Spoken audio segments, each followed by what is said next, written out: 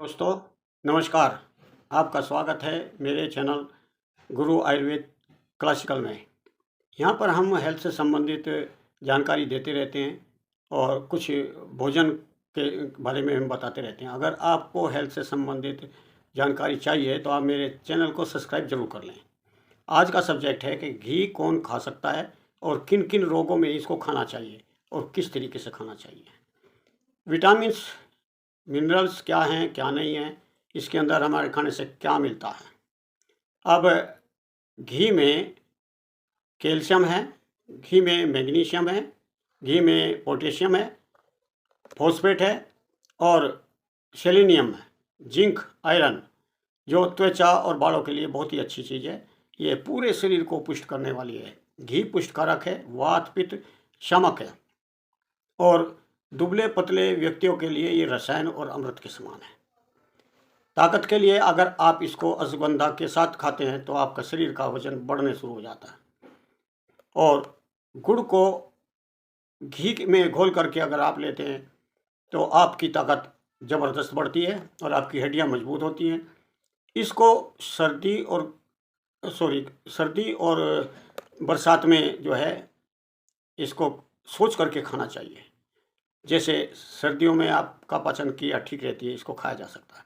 गर्मियों में पाचन शक्ति कम होती है, इसलिए इसको कम खाया जाता है। बरसात में जठराग्नि मंद होती है, इसलिए इसको कम खाया जाता है। बाकी आप इसको सर्दी में या पूरी गर्मी में भी इसको खा सकते हैं, लेकिन मात्रा सोच करके खाएं। आप लास्ट तक वीडियो देखें कि किस रोग में किस तरीके से खाने से इसको आराम मिलता है और कैसा घी कहाँ काम करता है। ये जो हम बताएंगे, अब पहले बताएंगे हम नए घी के, जो अभी आपने तैयार किया है। घी में विटामिन डी होता है, ये हड्डियों को मजबूत करता है और ओमेगा 3 फैटी एसिड भी होता है। ये बैड कोलेस्ट्रॉल को कंट्रोल करता है, कब्ज को दूर करता है और दिमाग की कार्यक्षमता को बहुत तेज़ी से कर देता है। अब ये एंटी इन्फ्लामेटरी का है, यानी कि आपके शरीर में कई सूजन के रोग हैं, जैसे गठिया है, अस्थमा है, आंतों की बीमारियां हैं, उनमें घी बहुत अच्छा कार्य करता है। घी में मौजूद विटामिन ए गुण होने से ये इन चीज़ों में काफ़ी आराम मिलता है, इम्यूनिटी बढ़ती है और आपके शरीर का जो इन्फेक्शन है उससे बचाता है। और विटामिन ए के कारण आँखों के लिए बहुत ही उत्तम है। ये पुरुष शक्ति के लिए बहुत ही अच्छी चीज़ है अगर इसको अश्वगंधा के साथ लिया जाए।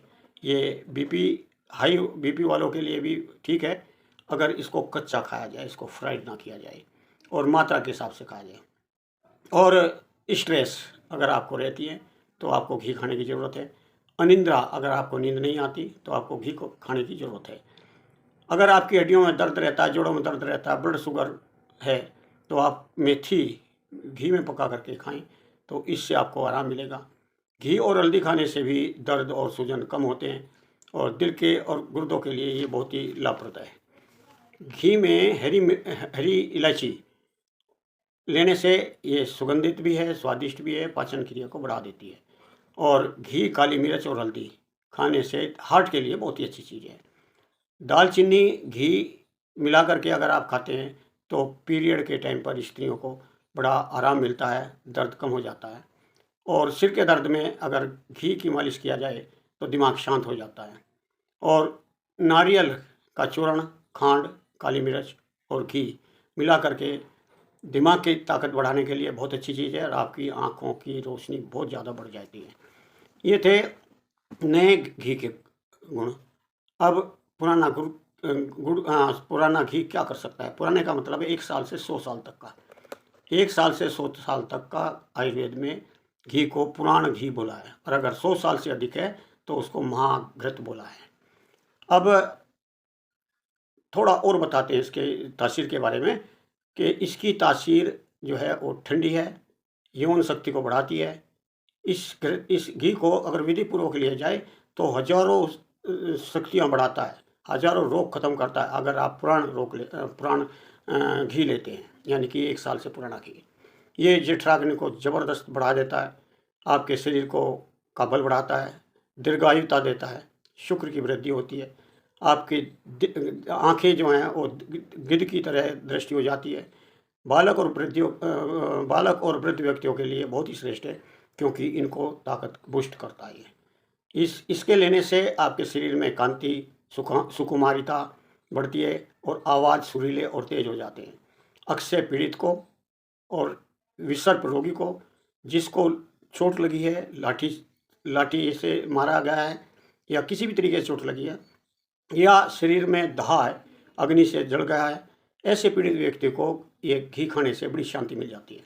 ये विषहर है, अगर आपके अंदर विष चला गया है या आपके अंदर टॉक्सिन्स इकट्ठे हो गए हैं तो उससे बाहर आ जाता है। और उन्माद रोग और अपस्मार रोग यानी कि हिस्टीरिया और एपिलेप्सी, इनमें पूर्णांग घी बहुत ही कामयाब है और कुरूपता को ये दूर करता है। ये स्पर्श मात्र से भी काम करता है। जैसे सन्निपात ज्वर में सिर के ऊपर जहाँ ब्रह्मरंध्र होता है, इस पर लगाने से सन्निपात ज्वर समाप्त हो जाते हैं। श्वास के रोगी को छाती और पसलियों में लगाने से आराम मिल जाता है, लेकिन इसके साथ कुछ सावधानियां भी करनी चाहिए। जैसे कफ के रोगी है, बलगम भरा पड़ा है, फेफड़ों में बलगम है, ऐसे व्यक्ति को घी नहीं खाना चाहिए। और जो आराम तलबी है, सारा दिन आराम करते हैं, उनको भी घी नहीं खाना चाहिए क्योंकि उनका डाइजेशन नहीं होगा। और मेदेस्वी रोगी यानी कि मोटे रोगी हैं, उनको भी घी नहीं खाना चाहिए, अन्यथा उनका मेद बढ़ता चला जाएगा। और जिनको बैड कोलेस्ट्रॉल है, उनको भी घी नहीं खाना चाहिए।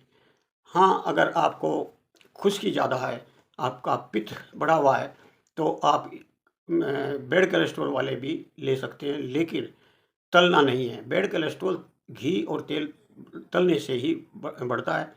और साधारण सी 1 चम्मच आप घी रोटी पर लगा करके, सब्जी में लगा करके खाते, उससे बैड कोलेस्ट्रॉल नहीं बढ़ता। तो आपको मेरी वीडियो कैसी लगी, आप मुझे कमेंट में लिखें। और अगर आपको पसंद आई है तो इसे लाइक करें, अपने दोस्तों में शेयर करें।